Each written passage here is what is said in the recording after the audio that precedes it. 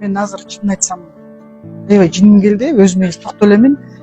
Бирок бул кофейняны аябай жакшы көрчүмүн. Келип бул жерде кыргызча сүйлөнгөнгө болбойт экен да. Бул жерде кыргызча сүйлөнгөнгө болбойт экен, себеби администратор келип айтты, бизде бул жерде русскоговорящий биздин посетительдер, ошон үчүн жалаң кыргызча сүйлөшөт. Билесиңер, биз ушундай нерсеге жетиптирбиз.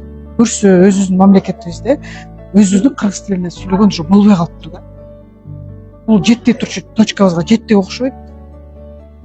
Мен ойлоп атам, бул улуттун жоголуп кетишине алып келишет. Эмне үчүн биз бул жерге келгенде биз орусча сүйлөшүбүз деп? Эмне үчүн мен кыргызча сүйлөй албайм?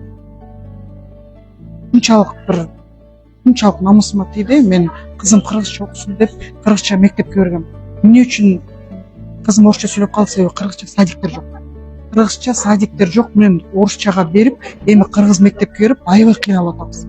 Чынын айтыш керек, аябай кыйналып атабыз.